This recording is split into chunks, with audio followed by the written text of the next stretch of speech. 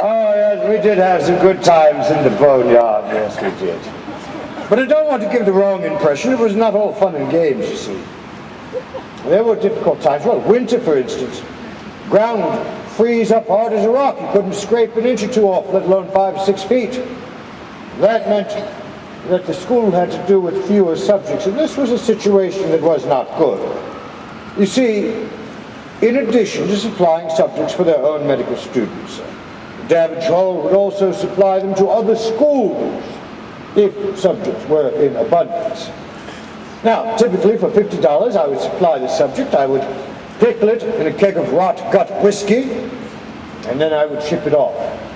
Now, I am told on good authority that the students would either drink the whiskey or sell it to the local pub. Keep that in mind the next time you have a drink. Now, I always fancied, I daydreamed sometimes to pass the time, as we all do. And I used to fancy that somehow maybe these kegs would get mixed up in shipment. There'd be some poor tavern keeper in the morning popping open the keg. There'd be a white bloated face staring up at him. I don't know that it ever happened, but we can hope that it did. Well, in addition to winter, perhaps the worst time of the year was, of course, the summer. Now, in summer, you had to deal with putrefaction and decomposition. I will save you most of the details, but suffice it to say that, well, in the most extreme cases, you only had to dig a few feet before some horrible odor would fill your lungs. But I learned a trick, you see, another one of these tricks of the trade. If I was uncertain as to the putrefactive state of a particular grave, well, around Davidge Hall there were always a lot of stray dogs and cats. I would simply take one of these cute little beasties with me and pet it and coo and go down to the grave and then just toss it in. If the animal started having violent convulsions and died within 2 to 3 minutes, I knew to leave that one alone. But if it survived, I merely petted it and went on with my business. But I assure you, a few dogs and cats are the only deaths I was ever responsible for. Yes, there were certain unscrupulous types, if they couldn't find subjects, yes, they would create them. And it was around this time, you see, that the papers were all full of this Burke and Hare nonsense. I know you heard all about it. In fact, the chapbook singers and peddlers of verse used to cry out the songs in the streets and all the local pubs. I know you know the songs, too.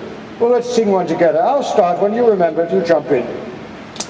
Ruffian pair, the hellish dogs, the villain Burke and... Oh, don't you know it? And the meager Hare. Burke's the butcher, Hare's the thief, Knox the man who buys the beef. Buys the beef, I always thought that was witty. Dr. Knox hired William Burke and William Hare to provide him with subjects for his anatomy lectures. 18 people they killed. Where did they get their victims?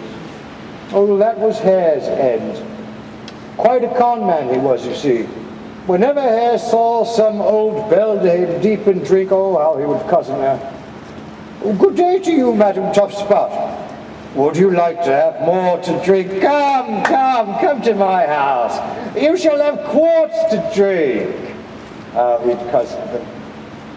And once they got him there, or did their handle axe or knife to take away their victim's life, no sooner done than in the chest they crammed their lately welcomed guest. You see, they burked their victims. Very strong man, Burke. He'd come up behind them, grab them just like this, suffocate them in a matter of minutes, leaving no telltale signs of violence. And eventually the police caught up with Burke and Hare. Knox, a good doctor, I'm told, took advantage of his position in society, lived out the rest of his days in wealth and seclusion. As for Hare, no one's quite sure what happened to him. Some say he fled Edinburgh after turning Queen's evidence, but I heard that the mob got him, and that they threw him in a vat of lime, and he ended his days as a blind beggar on Princes Street. But as for Burke, oh, the mob wanted blood. "Back him," they cried as he climbed the scaffold. They hung him by his neck till he was dead. The next day, they dissected his body. Yes, in fact, they did. They invited prominent citizens, and then the mob got its chance. 30,000 people, I'm told, filed through that tiny anatomical theater just to gawk at the murderer's body. Well, that was the mob for you. And if you were in my line of work and you were to be caught, pray to God the police would catch you. They'd just haul you off to jail, the mob. Well, they'd string you up on a lamppost, make a public demonstration of what good Christians they are.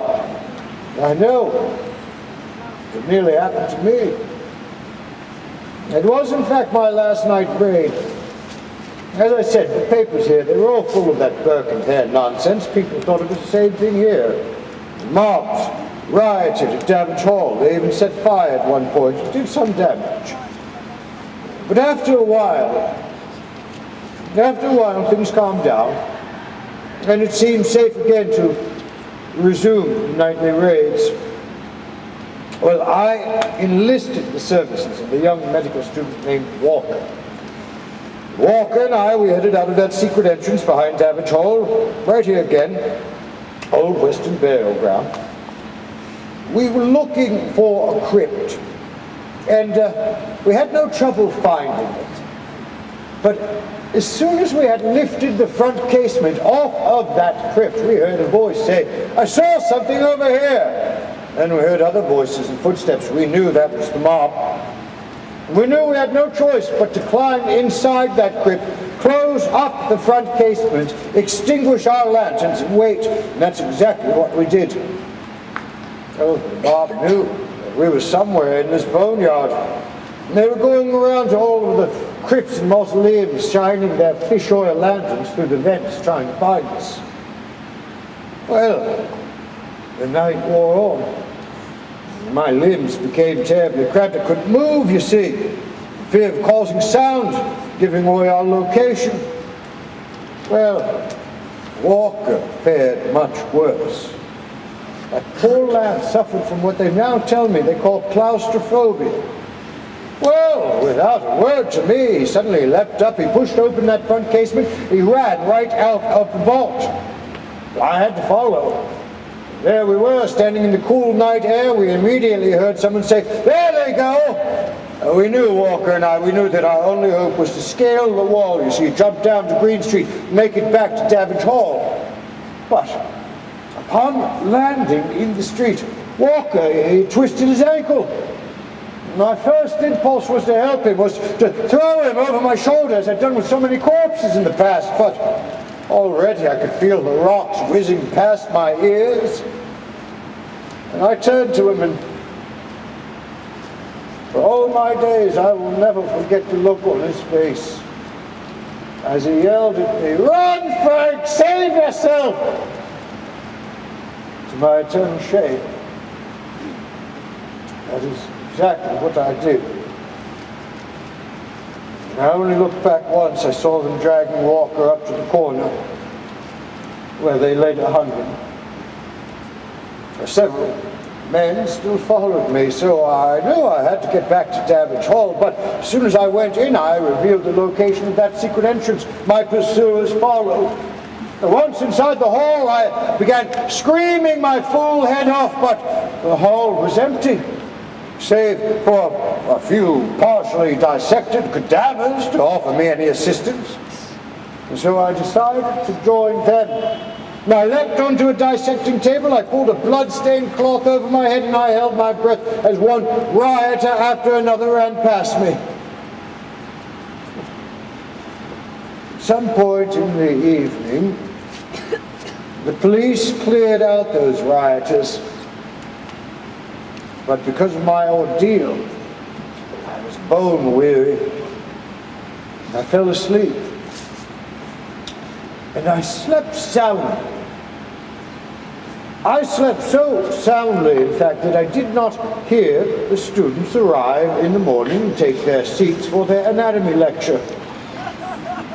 It was only as I heard Dr. Davidge describe the able-bodied man that he was about to dissect that I first started to wake up. and first felt the cold steel of his scalpel penetrate my chest. Fully awake now, I pushed his hand away, but not before that scalpel punctured my lung.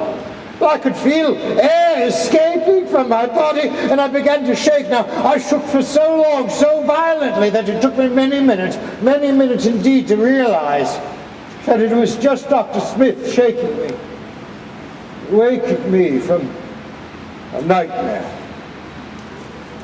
Sadly, the events of the previous evening were no dream. Walker, in fact, was dead. And I told Davidge and Smith that that was, in fact, going to be my last night raid. And after that, well, I got a different job. I started to drive a hearse. I thought it might be a change of pace to take the bodies to the graveyard instead of out of them. Certainly much easier. Well, I can talk about these things today because, well, times have changed now, haven't they? Today, dissection is now, well, it's a normal, honorable part of the teaching of medicine. Medicine itself has changed. It's risen out of the ancient practices of superstition. So, the next time the doctor makes your fever go away or sets your broken bone, please don't forget all of the people in the graveyards who gave so much of themselves. And most of all, don't forget the valuable contributions made to medicine by me, Frank the Body Snatcher. Stay alive. Happy Halloween to you. Goodbye.